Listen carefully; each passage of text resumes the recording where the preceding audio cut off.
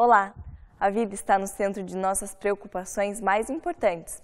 E neste momento turbulento em que a sociedade vive, muitas são as dúvidas e o Espiritismo tem as respostas para a solução de muitos desses enigmas. Está no ar mais uma edição do programa Vida em Foco. Acompanhe as novidades desta edição.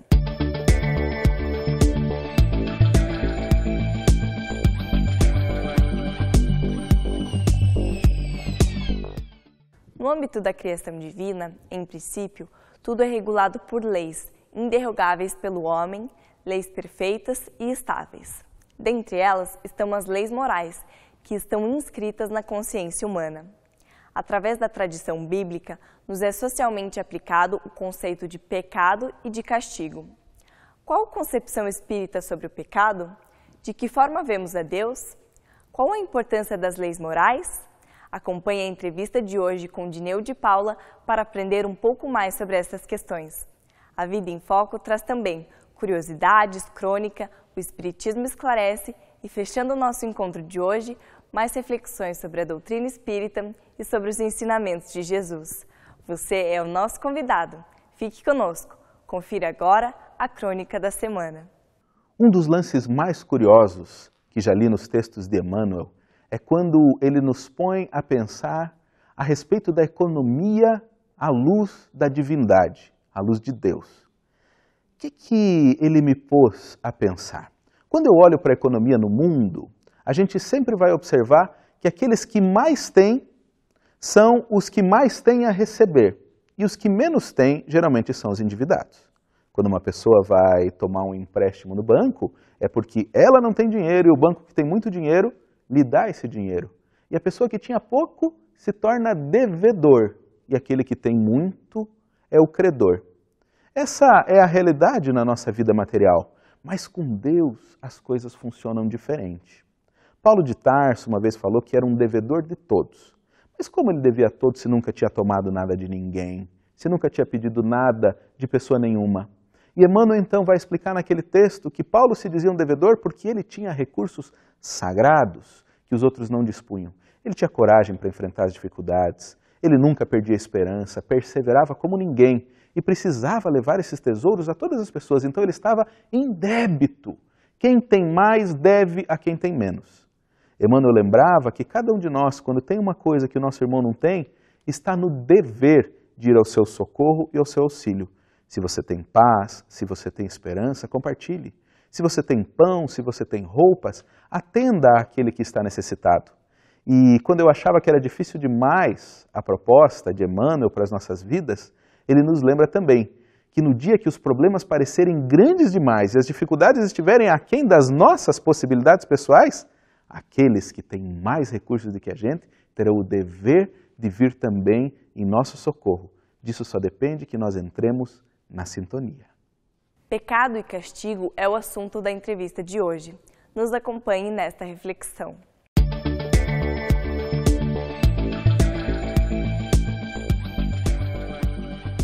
Olá, é um prazer estarmos juntos mais uma vez. Nos acompanhe nessa entrevista que faremos com Dineu de Paula, magistrado da Justiça Federal. Prazer tê-lo aqui, Dineu. Alegria minha.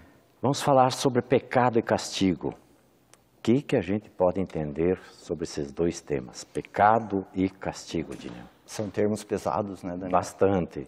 Não é do nosso cotidiano, de fato, no âmbito da doutrina espírita, né? Pois é.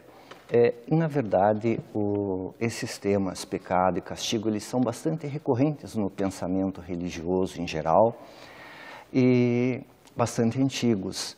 Na tradição bíblica, por exemplo, se fala em pecado no mundo angélico, antes da criação do mundo natural, do mundo material. Houve a rebelião de alguns anjos e, em razão dessa falta contra Deus, eles foram precipitados no inferno.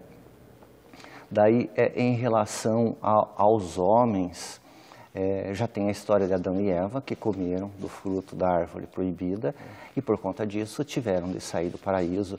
E, em vários outros contextos, surge essa noção de pecado e castigo. No Antigo Testamento, ainda, Miriam fala mal de Moisés, juntamente com seu esposo, e, em consequência, ela fica leprosa por 7 dias. Então, a ideia parece ser a de que Deus se ofende com determinada conduta, que o pecado seria uma ofensa contra Deus e daí ele revida com dores e com castigo. E se for ver, é no âmbito da doutrina espírita algumas questões, notadamente no Livro dos Espíritos, em que fala em punição, em recompensa. Só que é preciso fazer uma análise sistemática para entender no contexto espírita o que seria esse conceito de pecado e de castigo. Até porque a interpretação de uma religião, o caráter que uma determinada religião tem, ela decorre naturalmente da ideia que se faz de Deus. Que existem algumas religiões que têm a ideia de um Deus cruel, um Deus malvado. E elas acham que agradam a Deus, daí fazendo atos de crueldade. Algumas religiões, elas têm uma concepção bastante humana de Deus, elas acham que Deus tem paixões humanas, que ele fica bravo, que ele tem inveja, que ele se irrita, e daí que surgem algumas consequências. Então é importante ter a noção de qual é a concepção que se tem de Deus para conseguir formular o raciocínio de o que seria pecado e castigo no conceito de uma religião. Dineu, você falou de Deus e nós trazemos exatamente para esse conceito muito humanizado acerca da divindade. No âmbito espírita, qual é a concepção que a gente faz dessa divindade, já que é muito forte isso que você trouxe, o sentido de que, de alguma forma, nós estamos acostumados a barganhar com esse Deus, né, que premia alguns e castiga outros. O que a doutrina espírita tem para oferecer nesse conceito acerca da divindade, que é, digamos, um pouquinho diferenciado, né? Sim, e até a ideia desse pecado e castigo, você aprende a temer a Deus, né? Porque a ideia é alguém que está disposto a fazer você sofrer a mínima falta. Mas sempre é interessante construir o pensamento, quando se trata pensamento religioso, pensamento ético, de conduta, em cima das palavras de Jesus. E Jesus, ele justamente inovou o pensamento religioso da época, porque vigorava a ideia de que Deus era uma criatura severa, que punia, sempre disposta a distribuir consequências negativas. E Jesus apresentou Deus como um pai bondoso, amoroso, melhor do que qualquer pai terrestre. E o Espiritismo, sem prejuízo desse caráter de paternidade amorosa de Deus, ele apresenta Deus num contexto de mais racionalidade agora, como uma inteligência cósmica suprema, causa primária de todas as coisas, infinita em suas perfeições e que rege o mundo com base em leis igualmente perfeitas. Então, você não tem a divindade adornada de características humanas. É uma inteligência cósmica suprema que regula o mundo não com base em caprichos, mas com base em leis.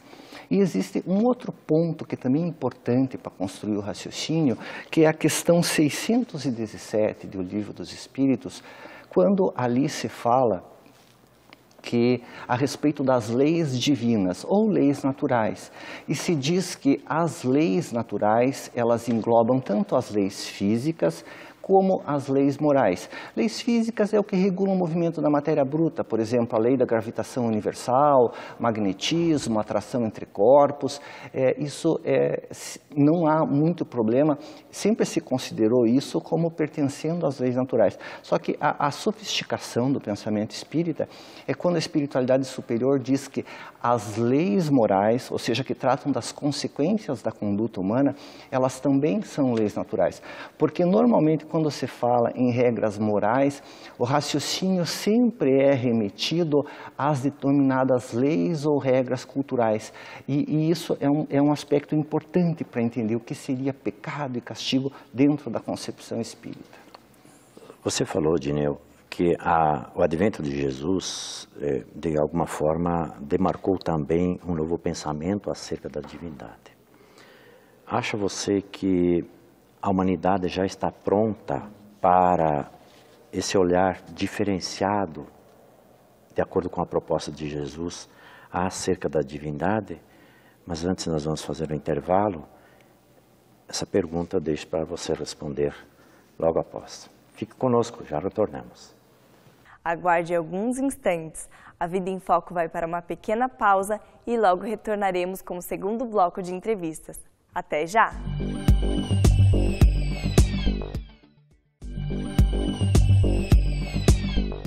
Retornamos com o segundo bloco da entrevista de hoje, trazendo uma questão a ser discutida: pecado e castigo. Vamos assistir. Estamos de volta, estamos conversando com Dineu de Paula. O tema hoje é pecado e castigo. Dineu, fizemos uma indagação antes do nosso intervalo. Perguntamos se, a partir do advento de Jesus, a humanidade teria uma capacidade de melhor se relacionar e compreender a divindade. O que é que você acha disso? Eu tenho certeza que Deus não erra, né? Então as coisas acontecem no momento certo, né? Jesus seguramente veio no melhor momento para direcionar a história da humanidade, para que se instaurassem alguns conceitos e critérios de compaixão, de solidariedade, né? Não aquela coisa dura da lei antiga, né? Mas com ênfase na bondade de Deus, no amor divino, no amor ao próximo.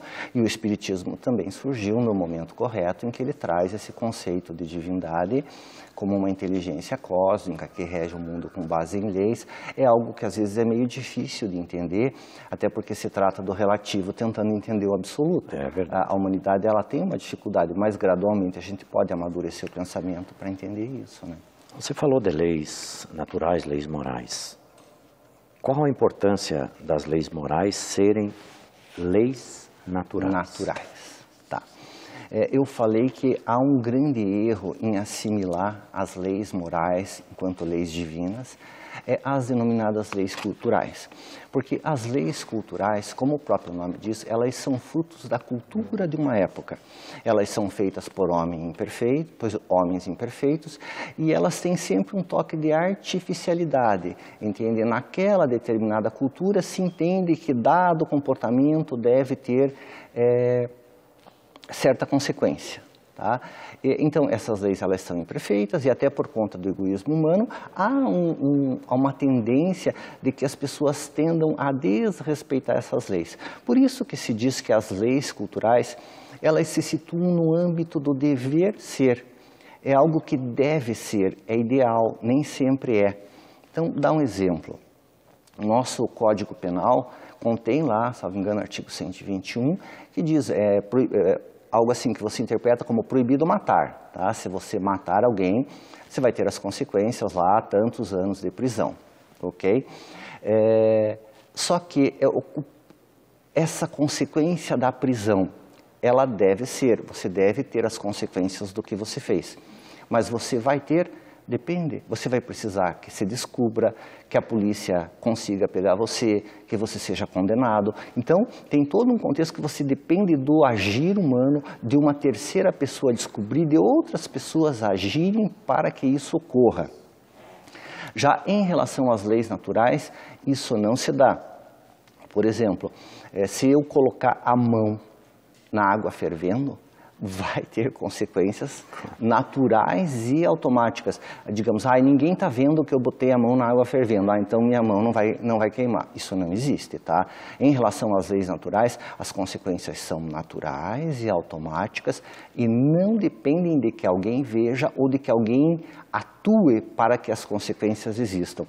Se eu subo no alto de uma casa e pulo, o fato de alguém não estar vendo vai fazer com que eu fique voando ou que eu deixe de cair no solo, tá?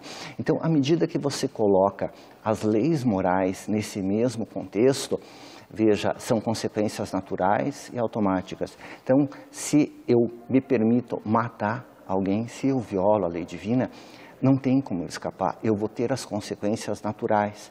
E nesse diapasão, ninguém fere sem se ferir. Não existe a possibilidade de eu lograr o outro, de eu causar prejuízo para o meu semelhante, de eu ter uma conduta e tentar fugir. Não há fuga possível. Isso não existe. Então, porque a justiça humana deve ser, muitas vezes não é. Acontece. A justiça divina simplesmente é. Não tem escapatória. Estamos falando de pecado e castigo, né? O que você está nos dizendo é de que independentemente da ação do homem, de um terceiro ou de outros elementos, a justiça divina vai se fazer. Então, há uma lógica, né, que nos encaminha para uma outra ótica, sob o ponto de vista da compreensão dessas duas figuras, de pecado e castigo. É isso mesmo? Justamente. Então, veja, Deus é a inteligência cósmica suprema que rege o mundo com base em leis perfeitas. Essas leis têm justiça e têm também misericórdia. Então, quando se diz, às vezes se diz que Deus julga, que Deus recompensa, que Deus pune, que Deus abençoa. Castiga. Isso não quer dizer que ele ficou ofendido, porque ele não tem as paixões humanas, ele não se ofende com os erros dos seus filhos. Afinal, ele optou por nos fazer perfectíveis, mas não perfeitos. Então, é natural que algum equívoco haja na caminhada. Quando se diz que Deus está punindo, está recompensando, isso simplesmente quer dizer que as suas leis perfeitas estão agindo e dando o resultado natural de determinada conduta. Se eu sou uma pessoa decente, é natural que eu vá construindo coisas boas no meu destino. Se eu logro semelhante, eu também vou projetando vivências dolorosas. E para falar a respeito, tem, se não me engano, a questão número 1009 do Livro dos Espíritos, em que Paulo de Tarso, enquanto espírito, pela psicografia, ele aborda essa questão de pecado e castigo. E daí ele pergunta lá, ele diz, o que é um homem culpado? O que é um espírito culpado? Ele diz que culpado é a criatura que, por um falso movimento de alma, ela se afastou do projeto de felicidade, do belo e do bem que Deus arquitetou para os homens e deixou de seguir os ensinamentos de Jesus. Então, o pecado que faz com que alguém fique culpado é a violação da lei divina, é um falso movimento da alma, é um equívoco que faz com que eu viole os meus deveres de solidariedade e de decência. E ali diz também o que é o castigo. O castigo seria a soma, a consequência natural desse movimento da alma que repercute na ordem cósmica e que atrai a soma de dores necessárias a que eu canse daquele vício e que eu me decida pela minha regeneração, que eu decida realmente retificar o meu caminho. Então, pecado é simplesmente a violação da lei divina, tá? E o castigo, ele não tem a finalidade de me fazer sofrer, ele tem a finalidade de dizer, a conduta é errada, pare, retifique seu caminho, é um chamado à regeneração. E é nesse contexto que surgem as ideias de pecado e castigo. Temos 1 minuto e meio, Edneu.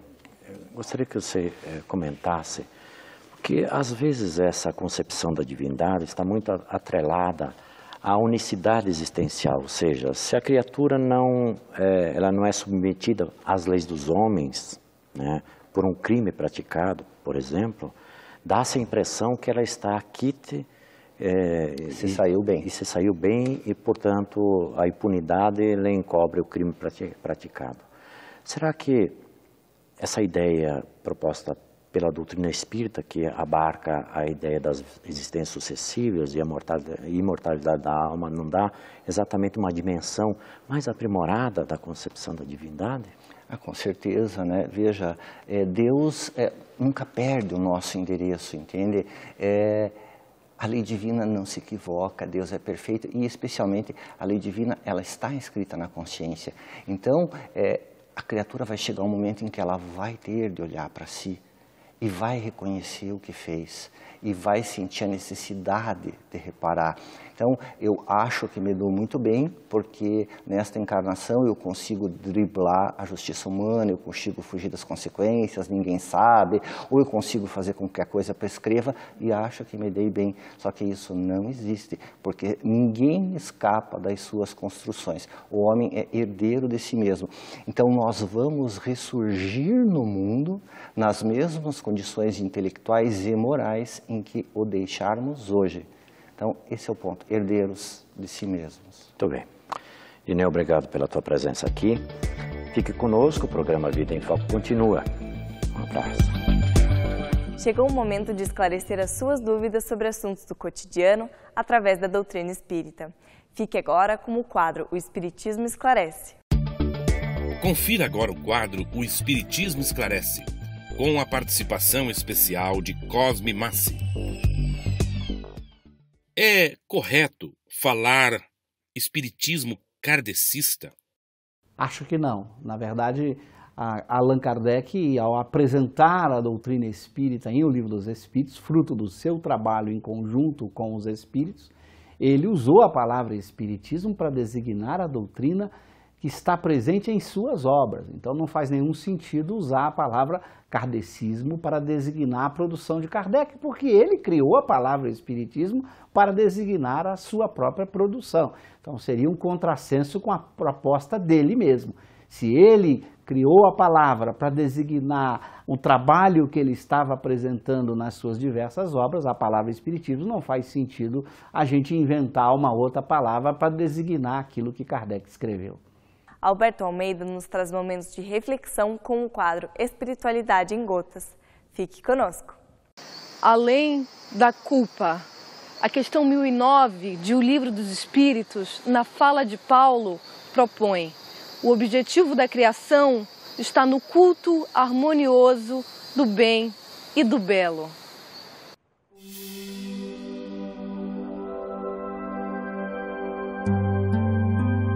Espiritualidade em gotas. No cotidiano, somos chamados a lidar com uma coisa que chama-se culpa, que é um inferno na vida de cada um. Porque ela, quando se transforma em culpa tóxica, quando se transforma em complexo de culpa, e aí então se transforma numa tragédia. Porque nos impede a movimentação legal com os outros, impede-nos o nosso relacionamento interno de harmonia, somatiza-se no corpo, interfere na nossa relação profissional, familiar. Não é bom quando a culpa ela se aprofunda, convertendo-se em toxicidade, que a gente chama de remorso. A culpa ela tem uma finalidade no ser humano, porque todo ser humano tem culpa.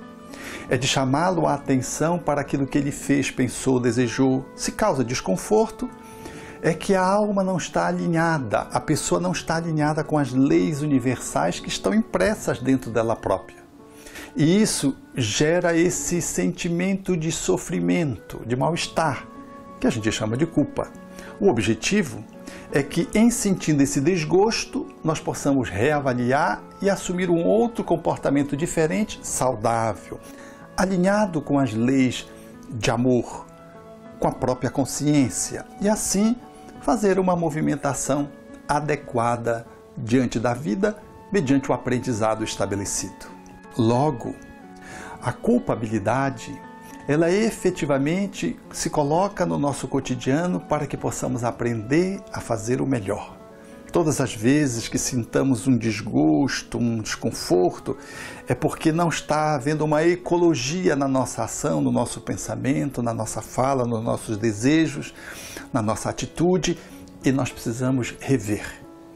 E podemos rever para podermos fazer de uma forma mais fecunda, mais adequada, felicitando-nos e felicitando o outro. Desse modo, não tenhamos aversão à culpa, mas não vamos idolatrá-la.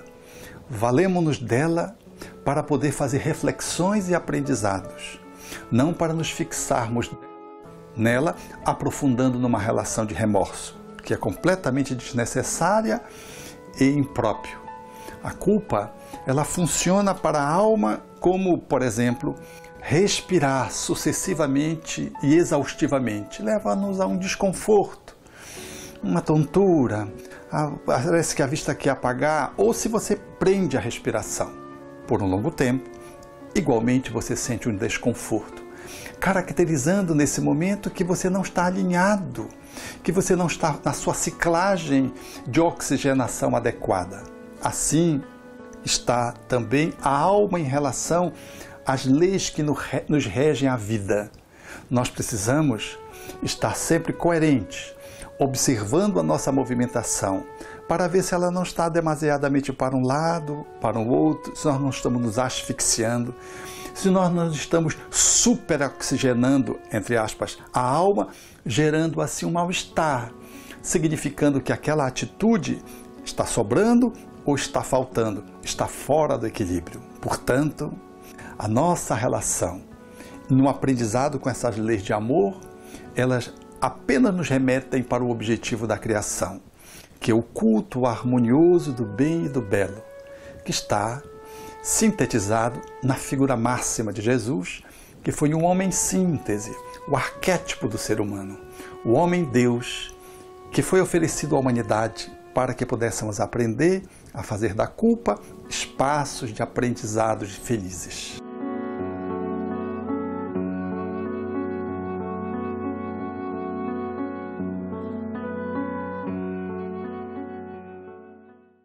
Obrigada pela sua companhia. Estamos chegando ao fim de mais uma edição. Recordando que você pode ajudar a produzir o programa, mandando suas sugestões ou dúvidas para contato@avidaemfoco.com.br. Acesse www.avidaemfoco.com.br para rever os programas anteriores e aquele que você não pôde assistir. Na página do Facebook, você encontra informações e novidades sobre as próximas edições do programa.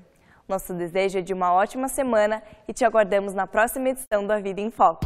Até lá!